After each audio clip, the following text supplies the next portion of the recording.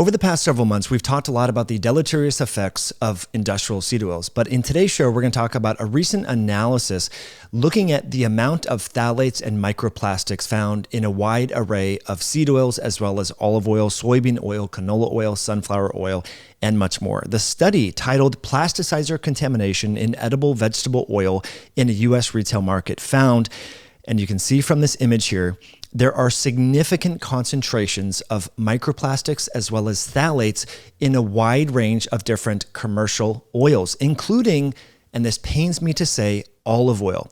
Now, why does it pain me to say? Because I do like the taste of olive oil, and I feel like we've all been inundated with research showing that olive oil has polyphenolic compounds that may reduce blood pressure and improve cardiovascular health, hydroxytyrosol and olylupin. These are different polyphenols that are purportedly healthy for you.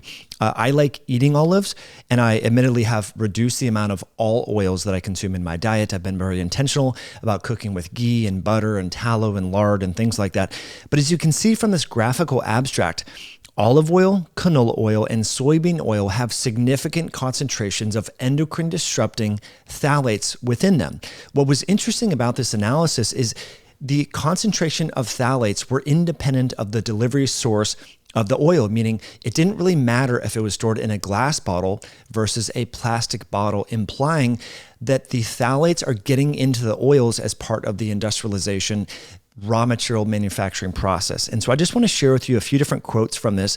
I'm not trying to be overly fear-mongering, say you should never have olive oil again or should throw it all out. When we do buy olive oil, it's in a glass bottle that's opaque. I think that's important.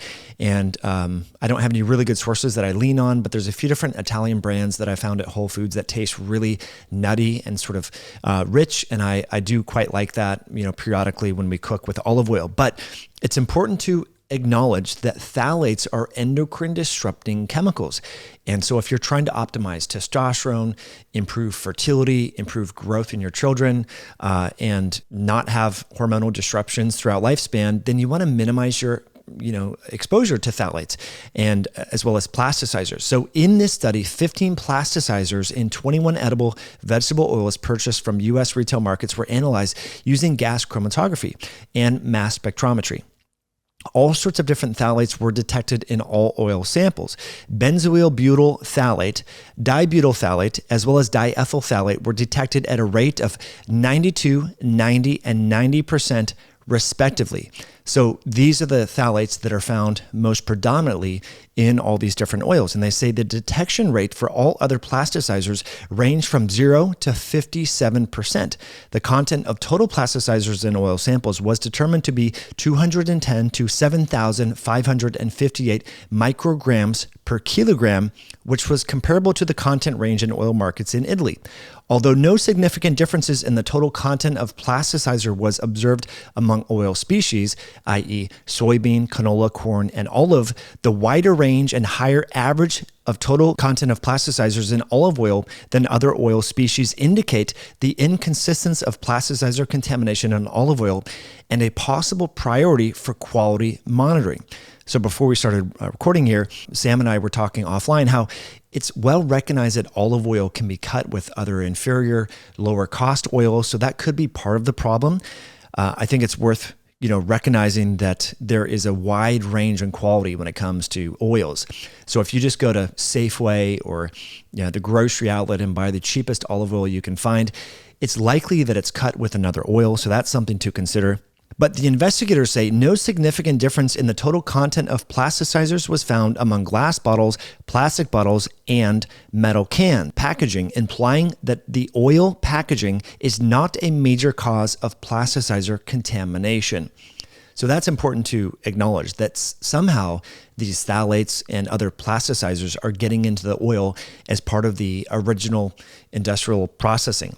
And so where does that leave us? Well, if you live in Northern California or even Southern California, it's possible that you could work with a friend or family member or local farm that presses their own olives and extracts oil from them. And so if you can find it at a local farmer's market, that's going to be the top source of olive oil. So if you're going to buy oil at a grocery store, does it make a little bit more sense to spend money on the glass bottle? Probably. But as this study found, is the difference in the concentrations of phthalates was independent of how the oil was delivered, implying that there's something going on in the initial pressing process.